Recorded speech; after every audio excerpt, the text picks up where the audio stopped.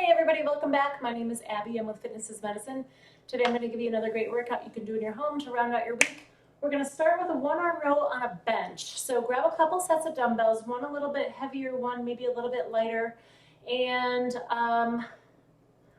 the only other tool you're going to need is maybe a bench. You can do it on the edge of your bed. You could do it on the edge of your coffee table.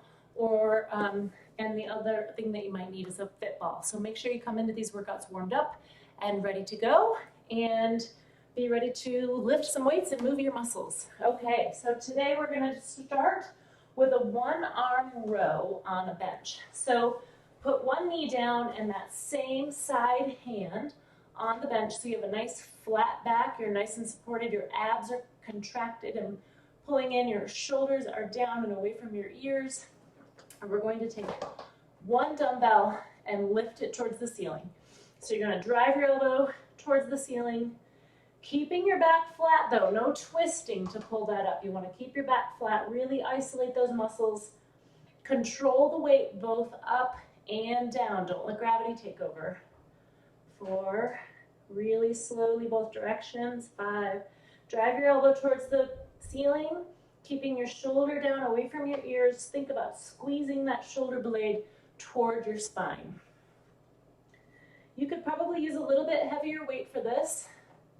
Otherwise, you could, if you don't have any dumbbells, you could use a gallon jug of water, things like that. Maybe a jug of detergent. Those are a little bit heavier.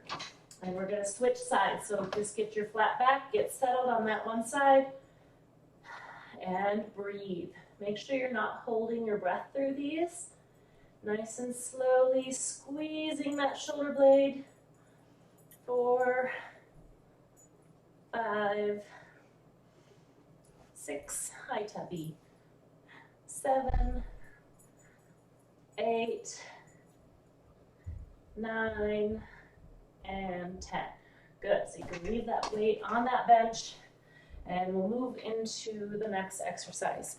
Now you can either use that weight, or I mentioned grabbing a smaller set of dumbbells. So you can either use that weight or grab a smaller one that I had talked about. I'm going to use this one. So I'm just going to have you hold it on the ends and just hold it close to you. We're going to do some squats. If you're not ready to add weight, don't use weights for the squat. So you can work on the form and not worry about your weight. So I'm going to move this camera just a little bit here and then move it down.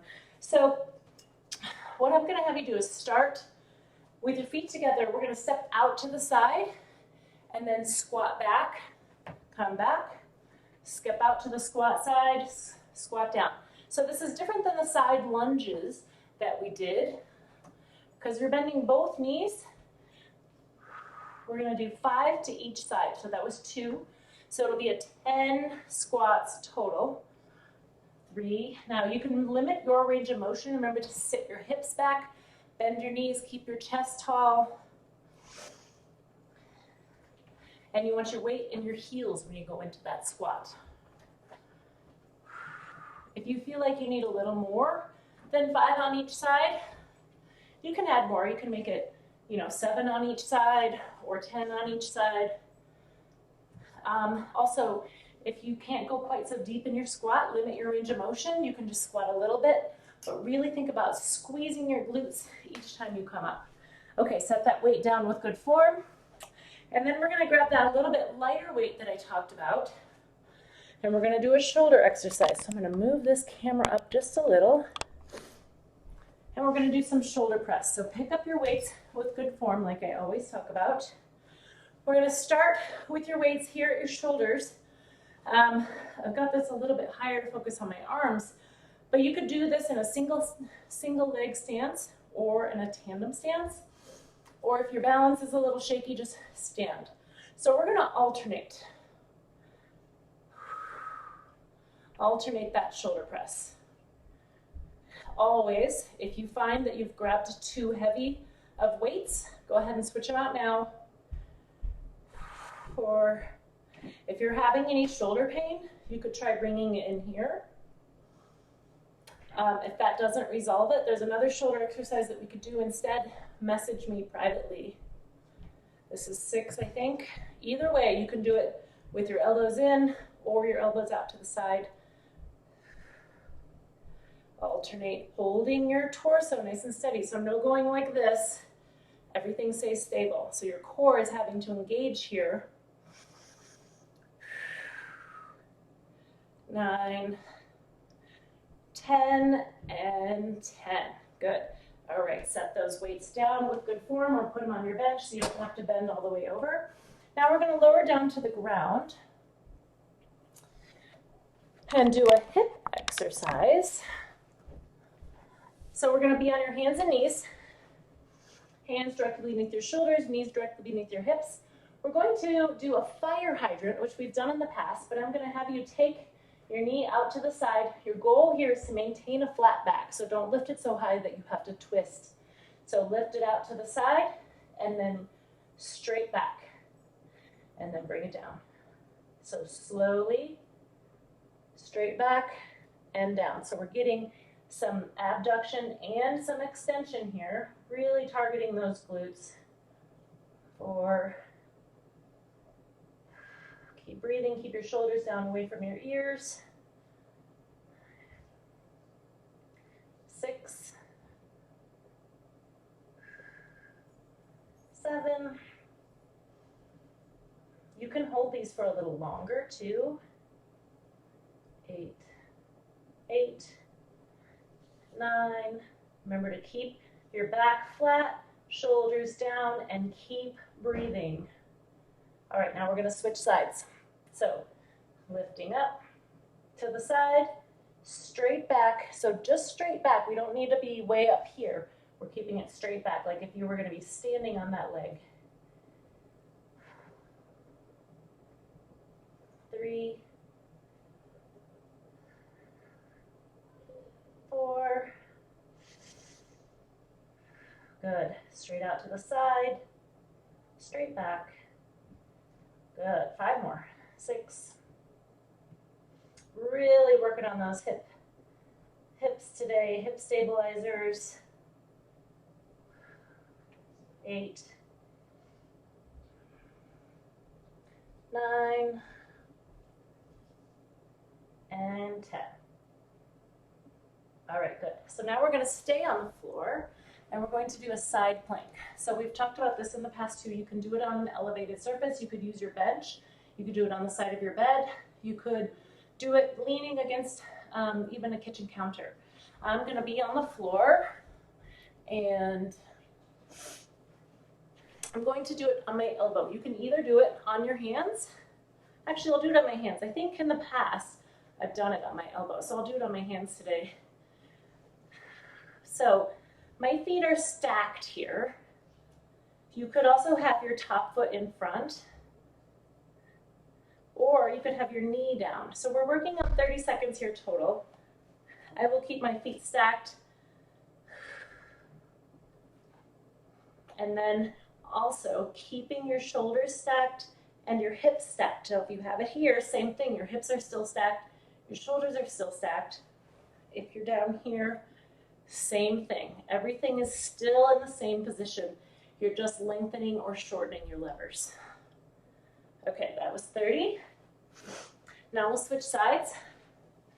You can also do this from your elbow, like I said, regardless of which way you do it. Make sure your hand is directly beneath your shoulder or your elbow is directly beneath your shoulder. It's really common to see people start off like this and then their way out like this, and it's harder. Not only is it harder, but you're putting more undue stress on your shoulder. So put that hand directly beneath, and I'm going to start my, okay. Whoops. Get in position. You can put your hand up, or you can put it on your side. If you're down on your elbow and you need to put your hand down on the floor a little, that's okay. Just don't roll forward. So try to stay over, keeping those shoulders stacked, hips stacked. Remember, you can put one foot in front. You can put one knee down. Everything stays stacked.